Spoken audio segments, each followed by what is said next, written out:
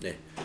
우리가 앞에 1장에서는 회계의 개념을 정리했습니다. 그래서 이제 2장에서는 그 회계 이론 제대로 알기라는 주제로, 즉 계정 과목별 회계로 들어가는 거예요. 계정 과목별 회계로 들어가는데 여러분 그 제1절 유동자산 그 바로 첫 페이지에 보시면은 이게 T 계정 재무상태표가 지금 T 계정으로 이렇게 그려져 있네요. 그렇죠? 그래서 재무상태표에는 항상 이렇게 언제 현재 일정 시점을 나타내는 것이고요. 이 그림에서도 이제 자산과 차변의 자산, 대변의 부채와 자본을 표시한다. 이런 그림을 지금 이 얘기하는 거고요. 지금 음영으로 되어 있는 부분이 먼저 유동자산부터 공부하겠습니다 하는 얘기입니다. 예. 유동자산 제1절에서는 유동자산이라는 주제가 되어 있죠. 타이틀이. 그래서 이번에 유동자산을 공부하겠습니다. 그리고 유동자산은 당좌자산과 재고자산으로 나누어서 공부하겠습니다 하면서 여러분이 아하, 유동자산은 당좌자산과 재고자산이 있구나, 이렇게 또 딱 쪼개 봐야 돼요. 네. 그래서 이제 당좌자산부터 공부를 해 나갈 거예요. 여러분 유동자산이 무엇인지는 일단 아실 거예요. 유동자산이라는 것은 1년 또는 정상적인 영업주기 내에 현금화가 가능한 자산을 유동자산이라고 한다. 그거는 이제 앞에서 우리가 재무상태표의 구성을 얘기할 때 그것까지는 알자 그랬습니다. 유동과 비유동을 구분하는 거. 그러면 이제 오늘은 뭐부터 알아야 되느냐? 그럼 유동자산의 당좌자산과 재고자산으로 구분을 하는데 당좌자산부터 공부를 할 텐데 그럼 당좌자산은 무슨 자산이냐? 이걸 이제 알아야 되겠죠. 그 설명이 여기 딱 한 줄로 이렇게 나와 있습니다. 우리가 당좌자산이라고 하는 것은 유동자산 중에서 말이죠. 판매를 거치지 않고 현금화되는 것이 당좌자산입니다. 판매를 거치지 않고 현금화되는 것. 그러면 반대로 아까 당좌자산 밑에 있었던 재고자산은 뭘까요? 판매를 거쳐야 현금화가 되는 것이죠. 그러니까 유동자산이 두 가지가 있어요. 판매할 필요 없이 현금화할 수 있는 거. 왜냐하면 은행에 가서 돈만 찾으면 돼. 그런 게 다 당좌자산이에요. 이게 이제 시장에 내놓고 팔아야 돼. 그러면 이 시장에 내놓고 판다는 건 이게 쉬운 일은 아니잖아요. 사겠다는 상대가 나와야 돼. 내가 혼자 팔겠다고 그래서 이게 팔리는 게 아니지 않습니까?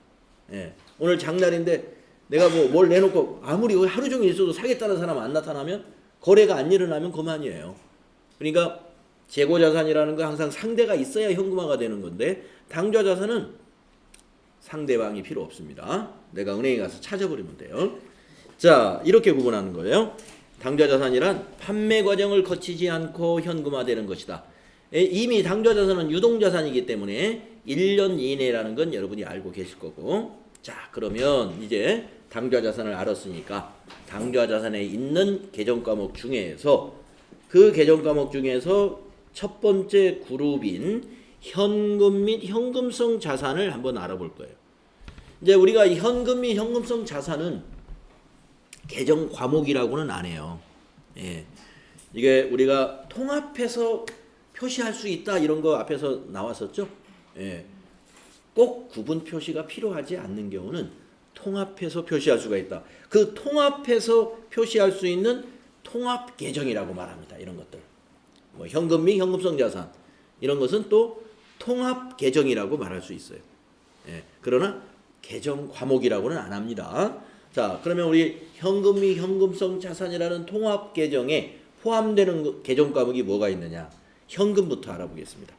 현금, 이건 설명도 필요 없어요. 현금 하면은 지폐와 동전이 현금이에요. 그런데 일반적으로 지폐나 동전 현금인 건 당연한데 밑에 여기 점을 박아가지고 밑에 통화 대용증권도 현금이다 하면서 이거를 여러분이 추가적으로 알아야 돼요. 우리가 회계를 공부하지 않았을 때는 현금이다 그러면 지폐 동전이 현금인 건 다 안단 말이에요. 근데 오늘부터는 여러분은 이것도 현금으로 회계 처리할 때는 이것도 현금이라는 개정 과목을 쓴다 이거예요. 첫째, 은행이 발행한 자기압 수표. 네. 요새는 자기압 수표를 잘 못 보겠더라고요. 왜? 그렇죠, 그렇죠. 5만 원짜리 나온 뒤부터 자기압 수표가 이렇게 잘 유통이 안 되는 것 같아요. 근데 옛날에 5만 원짜리 없을 때는 예, 자기압 수표 하나 지갑에 있어야 든든하고 그랬는데 네, 지금은 이제 5만 원짜리 이것이 대신하는 것 같아요. 네, 하여튼 자기압 수표라는 게 있습니다. 자기압 수표는 은행이 발행한 거예요. 현금이나 틀림없어요. 두 번째, 타인 발행한 당좌 수표. 예. 그러니까 당좌 수표는 기업이 발행을 하거든요. 예. 근데 여기서 타인이라는 말은 다른 기업을 가리키는 거예요. 그러니까 그 기업의 대표자 이름으로 발행을 하니까. 예. 무슨 회사 대표이사 땡땡땡 이렇게 발행을 하기 때문에 그것을 타인 발행 당좌 수표라고 합니다. 네. 그 외에 송금 수표, 우편환 증서, 배당금 지급 통지표, 만기가 도래한 국채, 공채나 회사채 이자표. 예. 이제 우리가 이제 사채나 공채, 국채라는 것은 사놓으면은요, 1년에 한 번씩 이자를 받아요. 거기 표시된 이자율이 있거든요. 예. 만약에 그 사채 원금이 가령 300만 원짜리다. 거기 이자율이 10%로 돼 있다. 그러면 1년에 한 번씩 300만 원에 10%면 얼마일까요? 30만 원. 30만 원씩 받는 거예요. 그 만기가 도래한 회사 이자표는 현금이나 다름없어요. 네, 현금이나. 자, 이런 것들이 다 뭐예요? 현금이라는 개정 과목으로 앞으로 회계 처리할 겁니다. 네. 자, 그런데 제가 이렇게 노랗게 표시한 거, 요거는 중요하다는 거예요. 꼭 나오니까. 네, 그 뒤에 이건 그냥 참고로 알아두세요. 송금수표, 우편환증서, 배당금 지급 통지표라든가 만기 도래한 이자표 이런 것들도 현금으로 회계 처리한다 하는 거 나와두시고 실제로 시험에는 잘 안 나와요. 네. 시험에 자주 나오는 건 당좌수표, 자기압수표. 네, 이건 자주 나옵니다. 당좌수표, 자기압수표 개정 과목이 뭐라고요? 현금인데 주의해야 될 거는 이거는 좀 주의하셔야 돼요. 요거 당좌수표는 타인이 발행한 것만 현금이에요. 네, 내가 발행한 건 현금이 아니에요. 네, 왜 그랬을까? 궁금하시죠? 네, 타인이 발행했다는 것은 다른 거래처에서 발행한 거죠. 그건 내가 은행에 가면 현금하고 똑같이 쓸 수 있어요. 네, 근데 타인 발행의 반대는 뭐예요? 자기가 발행한 거죠. 우리 회사가 발행했다는 거예요, 말하자면. 우리 회사가 발행했으면 이게 현금이냐? 아닙니다. 우리 회사가 거래처에서 상품을 샀어요. 상품을 사고 뭐 현금 들고 다니기 뭐하니까 사장님이 수표를 딱 꺼내가지고 상품 대금이 250만 원이야. 그래서 당좌 수표에다가 250만 원 도장 딱 찍어서 줬습니다. 자, 그러면 우리 회사가 그 현금을 줬느냐? 아니에요. 우리 회사가 발행한 당좌 수표는 우리 회사가 거래하는 은행에 당좌 예금이라는 게 있어요. 거기에서 인출이 됩니다. 언제? 그 거래처에서 그 돈이 필요해가지고 그 수표를 들고 은행에 갖다 제시하면 그 은행에서는 우리 회사 당좌 예금 계좌에서 돈을 인출해 주는 거예요. 그러니까 우리 회사가 발행한, 즉 본인이 발행한 당좌 수표는 현금이 아니라 당좌 예금이에요. 바로 다음 밑에 나와요. 예. 그래서 현금이 되는 당좌 수표는 타인 발행이라는 걸 잘 알아야 돼요. 예, 그거 알아두세요. 자, 이제 현금 알았습니다. 지폐나 동전도 현금이고 자기압 수표도 현금이고 타인 발행 수표도 현금이다. 네, 알았습니다. 자, 두 번째 당좌 예금. 네. 이 당좌 예금이 당좌 수표하고 관련되는 거예요. 자, 기업에서는 현금 거래의 번거로움과 위험을 막기 위해 거래대금을 수표를 발행하여 지급하는 경우가 있는데 이때 발행하는 수표는 당좌 수표다 이거예요. 당좌 수표. 그러니까 여기서 발행하는 수표라는 것은 타인 발행한 것이 아니라 우리 회사가 발행한 수표를 말하는 겁니다. 예. 우리 회사가 발행한 수표는 뭐다? 당좌 예금이다. 이런 얘기예요. 예. 당좌 예금이다. 자, 다음 페이지 가볼까요? 당좌 예금은 그럼 무엇이냐? 당좌 예금이라는 것은 기업이 은행과 당좌 거래를 약정을 맺습니다.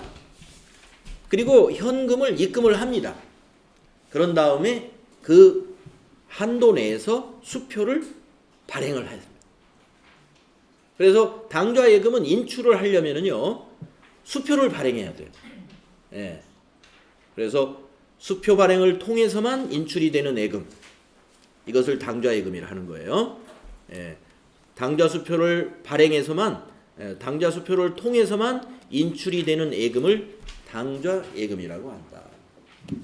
그래서 좀 사업을 좀 크게 하면은요 당좌 개설을 하나 해야 돼요, 은행하고. 그러면 당좌 차월이라는 건 뭐냐? 당좌 차월, 예. 마이너스 통장을 여러분이 써보셨는지 모르겠어요. 우리가 이제 가게를 운영하는 데 있어서도 항상 이게 뭐 벌이가 좋아가지고 뭐 현금이 뭐 몇천만 원씩 이렇게 항상 넘쳐 있으면은 내가 뭐 가서 신용카드를 마음대로 쓰고 다녀도 그 내 계좌가 오바되는 일이 없겠죠.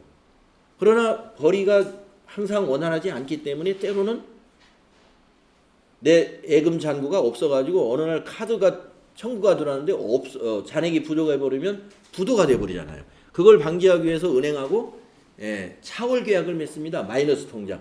그래서 마이너스 뭐 500까지 합시다. 뭐 이런 식으로. 기업도 마찬가지입니다. 수표를 발행했는데 잔고가 얼마인지 매일 신경 써야 되잖아요. 신경 써야 되는데 거래하다 보면은 잔액이 넘치는 대금을 우리가 수표로 지급하는 경우도 있을 수 있다는 거예요. 그럴 때 만약에 차월 계약을 안 맺게 되면은 수시로 부도가 발생하죠. 그래서 은행하고 차월 계약을 맺습니다. 자, 이미 발행한 수표와 어음에 대한 예금 잔액이 부족해도 지급하도록 은행과 맺는 약정으로서 결산 시에는 이것을 단기 차입금으로 나중에 대체하는 거예요. 예. 그러니까 당좌 차월은 단기 차입금이나 마찬가지다. 나중에 부채에서 배울 거예요. 단기 차입금. 그러니까 여기서 당좌 차월에 대해서는 여러분 크게 신경 쓰지 마세요. 예. 나중에 당좌 차월이 발생했다 그러면 결산할 때는 만약에 당좌 예금이 마이너스 얼마가 돼 있다 그러면 자산에다가 당좌 예금 마이너스 300만 원 이렇게 쓰는 게 아니라 당좌 예금 제로 하고 부채에다가 단기 차입금 300만 원 이렇게 써야 된다 이 말이죠. 예. 그러니까 당좌 차월은 결국에 차입금이에요. 우리 내 통장에 마이너스가 있다. 그건 대출이잖아요. 결국에. 예. 은행에서 그냥 마이너스 해주는 게 아니라 거기 이자 붙이거든요. 예. 차입을 하면 이자 나가요. 마찬가지로 당좌 차월도 단기 차입금으로서 은행에서 이자를 받게 되죠. 네모 박스에 있는 거 한번 정리해 보겠습니다. 네. 우리 기업이 발행한 당좌 수표를 지급하면 대변에 당좌 예금이라고 회계 처리해야 된다 이 뜻이에요. 느낌이 오죠. 예, 당좌 예금이 지금 우리 자산인데 당좌 자산에서 배우지 않습니까? 왜 대변에다 기록하죠? 예, 인출되는 거니까. 예, 당좌 예금에서 인출되잖아요. 우리가 수표를 발행하면 물론 그날 인출되는 건 아니에요. 예, 수표를 받은 사람이 그날부로 바로 은행에다 제시했다면 그날 인출이 되죠. 그렇지만 한 3일 있다가 은행에서 수표를 받은 거래처가 3일 있다가 은행에 제시한다. 그러면 3일 후에 인출되는 거예요. 그러면 회사에서 회계 처리할 때 그거 은행에다 물어봐가지고 우리 수표 들어왔어요? 이거 확인해가지고 회계 처리하느냐? 그러진 않아요. 발행한 시점으로 그냥 회계 처리해버려요. 발행한 시점으로. 그래서 그날 대변에 당좌 예금. 만약에 상품을 샀으면 차변의 상품이 되겠죠. 차변의 상품 200만 원짜리 샀다고 볼까요? 200만 원짜리 상품을 수표 발행해서 샀다고 볼까요? 그러면 차변의 상품이 200, 자산 증가. 대변의 당좌 예금 200, 자산 감소. 그런 회계 처리가 일어나는 거예요. 두 번째, 우리 기업이 발행한 당좌 수표를 수취하면, 수취라는 건 뭐냐면 다시 우리 회사에 들어왔어요. 내가 발행한 수표가. 그러면 이거 나는 발행할 때 이미 당좌예금 감소를 시켜버렸죠. 이게 은행에 안 가고 다시 우리 회사에 들어왔네? 그러면 어떻게 해야 돼요? 다시 당좌예금을 증가시켜야죠. 그래서 차변의 당좌예금. 아시겠죠? 예. 우리는 발행할 때 당좌예금을 감소시킨다 이거예요. 예, 발행할 때. 근데 그 수표가 묘하게 우리 회사에 또 들어왔어요. 우리 회사가 발행한 게. 그러는 수도 있습니다. 그러는 수도. 그 사람이 그걸 은행에 제시하지 않고 가지고 있다가 다른 우리 회사의 결제 수단으로 또 써버린 거예요. 그러면 차변에 당좌예금 해서 당좌예금 잔액 다시 올려놔야죠. 다음에 세 번째 줄, 타인이 발행한 수표를 지급하면 현금, 대변의 현금. 지급했으니까 아까 말했었죠. 타인 발행한 당좌 수표는 현금이다. 예, 그러면 지급해도 현금, 대변의 현금이고 타인이 발행한 수표를 수취하면 받으면 차변의 현금. 이렇게 된다 하는 얘기예요. 네. 어렵지 않은 내용입니다. 네. 다음에 세 번째, 당좌 자산에 관련된 현금 및 현금성 자산을 지금 우리가 정리하는데 지금까지 현금 하나 정리했어요. 현금. 그리고 현금하고 당좌예금 두 개. 세 번째, 보통예금입니다. 보통예금은 뭐 정리하고 말 것도 없어요. 예. 아마 여기 계신 모든 분이 다 보통예금 통장 하나씩은 다 가지고 있죠. 기업들도 마찬가지입니다. 보통예금 통장은 기본적으로 하나 필요합니다. 예. 하나만이 아니라 은행별로 다 있을 수도 있어요. 보통예금, 이거는 만기가 정해져 있지 않고 입금과 출금이 자유로운 그러한 예금이죠. 예, 보통예금. 자, 보통예금은 정말 시험에 많이 나와요. 근데 이게 어려워서 못할 건 하나도 없어요. 예. 다음에 네 번째, 현금성 자산. 현금성 자산. 아까 현금은 알았습니다. 예, 현금 알고 당좌예금 알고 지금 보통예금 알았어요. 그 다음에 현금성 자산. 네, 여기까지가 현금 및 현금성 자산이에요. 여기까지가. 그러면 현금성 자산은 무엇을 말하느냐? 취득 당시 만기가, 여기 괄호 속에 있는 것은 결산일로부터가 아니라 취득 당시입니다를 강조하려고 지금 괄호 안에 OX를 넣어놨는데요.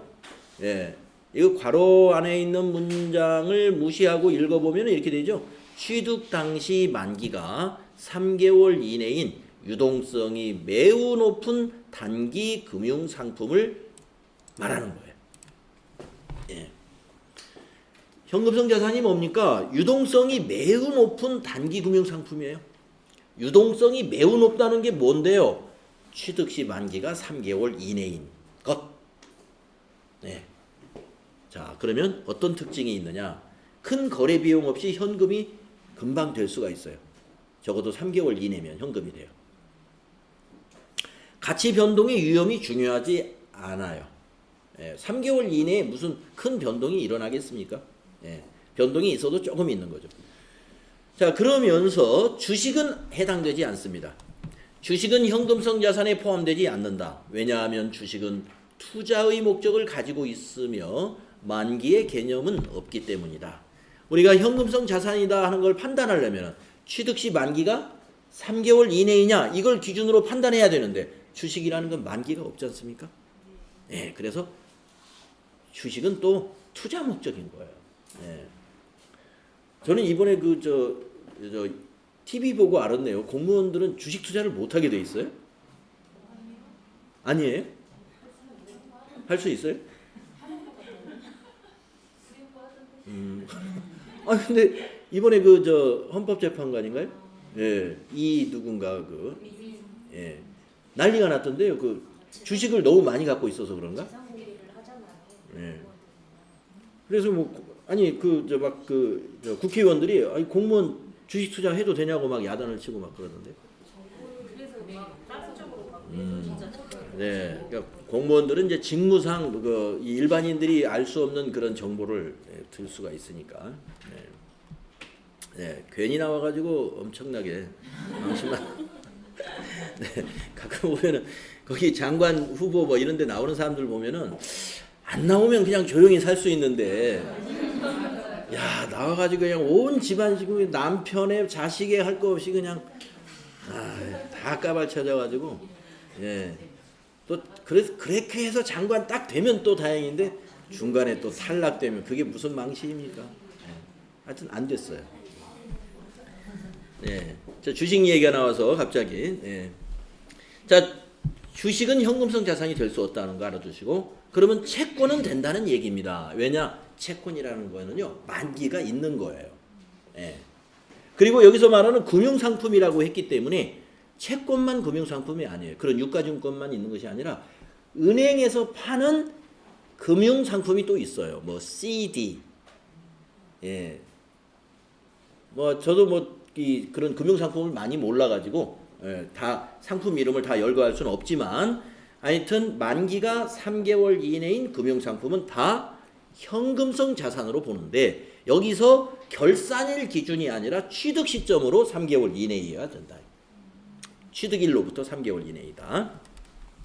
자, 현금성 자산에 속하는 채무증권 및, 여기서 채무증권은 우리가 보통 채권이라고 하는 것을 말합니다. 채무증권 및 단기금융상품, 여기 단기금융상품은 은행이 판매하는 금융상품을 말하는 거예요. 이거는 만기는, 이거의 만기는 재무상태표 1 가로 열고 결산일의 현재 기준이 아니라 취득 당시를 기준으로 해서 판단하는 것이다. 이거를 이제 이론 문제에서 이게 나오니까 여러분 취득 당시 3개월 이내인 금융상품만을 현금성 자산으로 본다는 거, 이거 알아두시면 됩니다. 자, 그러면 여기까지가 제가 뭐라고 그랬죠? 통합계정으로 말하는 현금 및 현금성 자산에 포함되는 계정 과목들이다 이거예요. 여기까지가. 예. 그래서 현금, 당좌예금, 보통예금, 그리고 뭔지는 모르겠지만 현금성 자산, 금융상품들, 그런 것들이 현금 및 현금성 자산으로 통합해서 표시될 수 있다.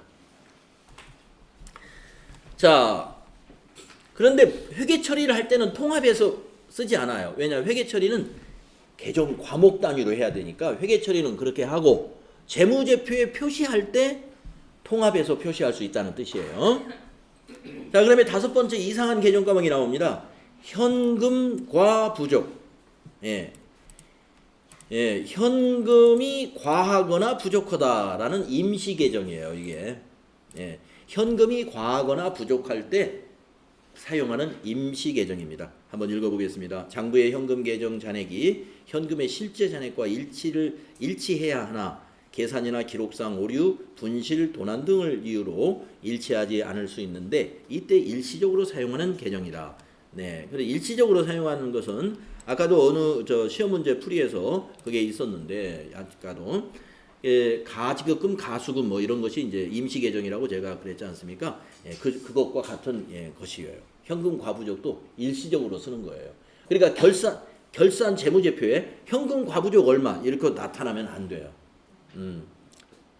임시 계정이기 때문에.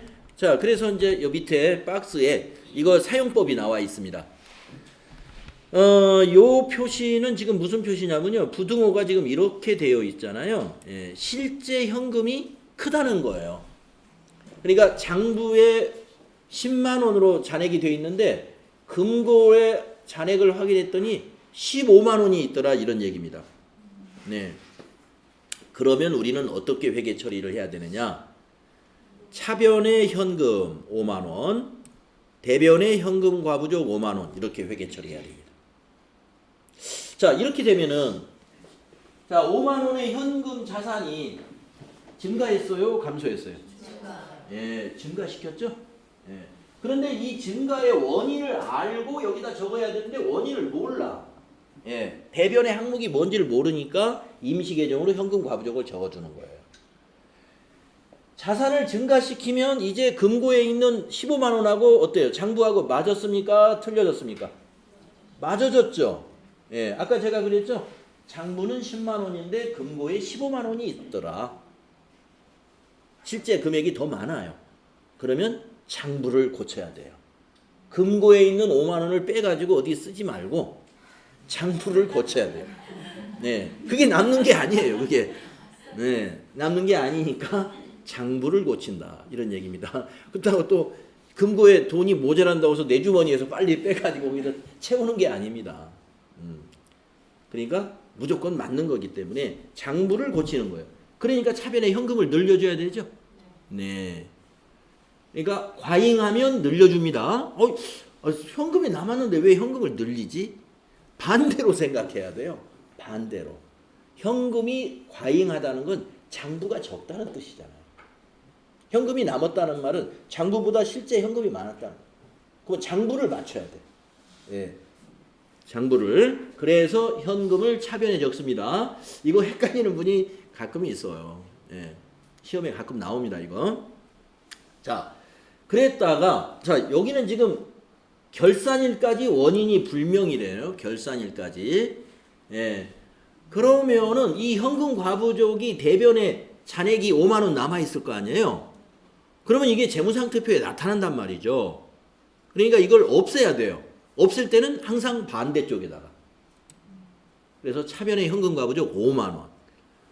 그런데 원인이 안 밝혀지니까 그냥 이건 자비익이라고 하자 이거예요.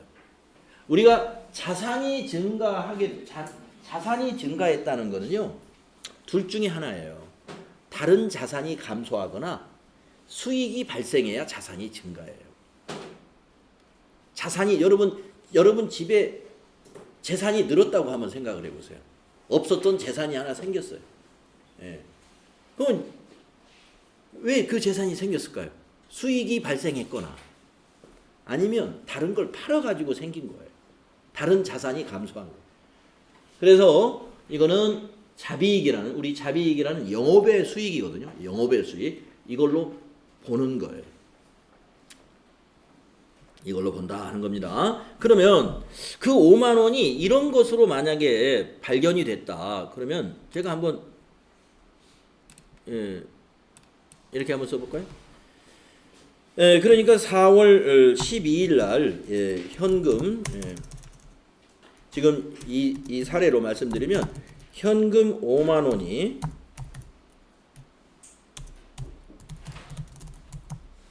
과잉으로 확인되었다.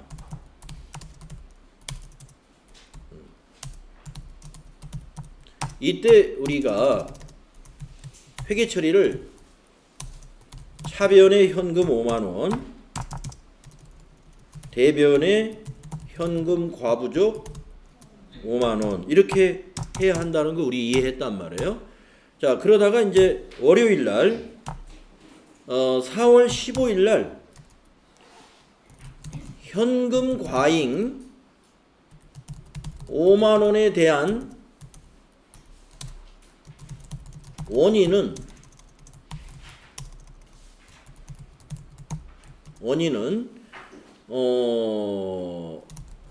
설봉상회의 계약금이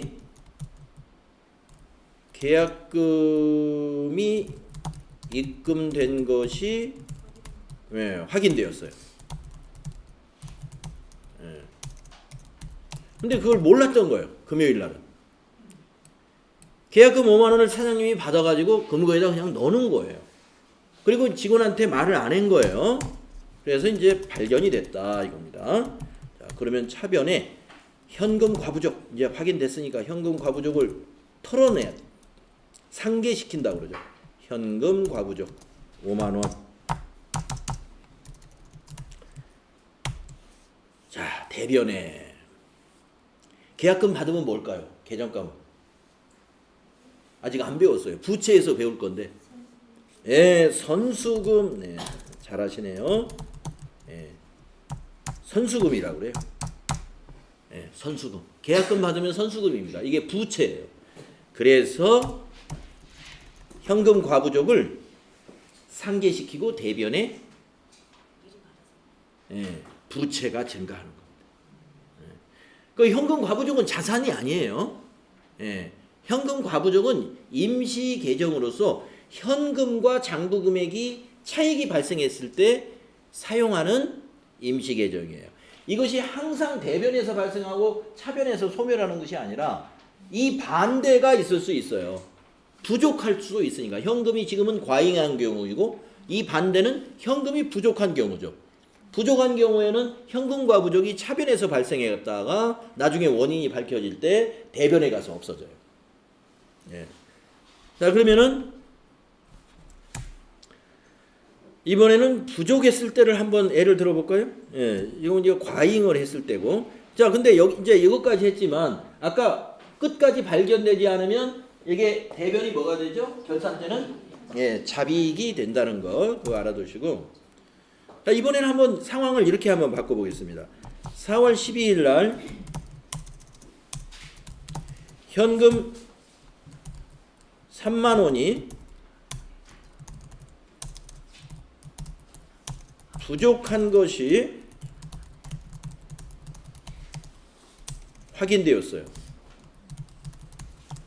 네. 이때 회계 처리를 어떻게 하느냐? 차변에 현금 과부족이에요. 3만 원. 그리고 대변이요. 현금이에요. 3만 원. 아니 현금이 부족한데 더 현금을 줄여요? 반대로 생각하시라고 그랬죠. 예, 현금이 부족하다는 말은 장부가 많다는 거예요. 장부가 많다. 우리가 부족하다, 과잉하다 하는 것은 금고에 있는 금액을 따지는 거예요. 그래서 현금이 부족하면은 장부가 너무 많다는 얘기니까 우리가 회계 처리는 장부에 반영하는 거잖아요. 장부에. 그죠? 그러니까 현금을 줄여줘야 돼. 현금이 없다는 것은 분명히 어디에 사용이 된 겁니다. 그래서 대변의 현금, 자산 감소, 차변에 이게 왜 그런지를 몰라요. 그래서 현금 과부족으로 이렇게 잡아둡니다. 그래가지고 월요일이 됐다고 볼까요? 네. 그래서 월요일 날 현금 부족의 원인이 직원의 야근 식대로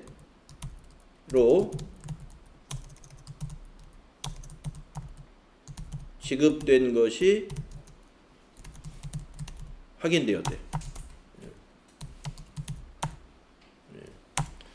그러니까 직원이 여기 저 현금 출납 담당자에게 말을 안 하고 돈을 3만 원 꺼내갔다 이거예요. 하여튼 뭐 몰랐어요. 근데 이제 월요일 날 그게 확인이 됐어요. 그러면은 자, 직원의 야근 식대를 비용 처리해야 되는 거죠. 이걸 무슨 비용으로 처리하냐면요. 예, 많이 들어보셨죠? 예, 복리후생비라고. 예, 좋은 거죠, 복리후생비.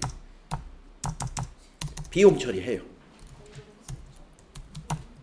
현금이 아니라 예, 처음부터 복리후생비를 현금으로 지급했다면 차변의 복리후생비, 대변의 현금 이렇게 하면 되는데 지급할 땐 몰랐어. 모르게 지급이 돼버린 거예요. 그래가지고 현금 과부족으로 처리했다가 나중에 확인되니까 이제 현금 과부족을 상계시켜야 돼요. 빼줘야 돼. 이렇게 처리하는 게 이게 현금 과부족을 운영하는 방법이에요. 이해 가시죠? 네. 제가 이제 회사에 근무하는 사람들에게 한번 물어봤습니다. 현금 과부족 회계 처리 이렇게 하십니까? 그랬더니 안 한대요. 아니 뭐 현금 과부족 세웠다가 나중에 또 뭐 이거 밝혀지면 또 할 거 그냥 기다렸다가 나중에 확인해가지고 예. 그러니까 실제로는 이런 처리를 예, 별로 안 한다는 얘기입니다. 예. 그런데 우리 교과서에서는 하는 게 원칙이에요. 예, 하는 게 원칙이죠. 이제 현실하고 좀 다를 수가 있으니까 뭐 현금 과부족 세웠다가 가계정이 만들어졌다 없어졌다 만들어졌다 없어졌다 더 번거롭게 느껴질 수가 있죠. 예, 한 2, 3일 잘 확인해 보면 알 건데 예, 그렇게 생각하시면 됩니다. 그러니까 뭐 회사 방침이 예? 회사 방침이 그렇게 하자 그러면 그렇게 가는 것이고, 에이 뭐 하지 말자 하면은 바로 현금과 부족 계정을 실제로 안 쓰는 기업도 있을 거다 이겁니다. 자, 현금 과부족 이렇게 일시적으로 운영하는 것인데요. 그렇게 처리하시면 되고, 과잉된 것은 나중에 결산일까지 안 밝혀지면 자비익, 대변의 수익이 발생되는 거고요. 부족한 것이 나중에 밝혀지지, 결산일까지 밝혀지지 않으면 차변의 잡손실이라는 비용으로 처리한다는 거. 그거 기억하시면 돼요. 네.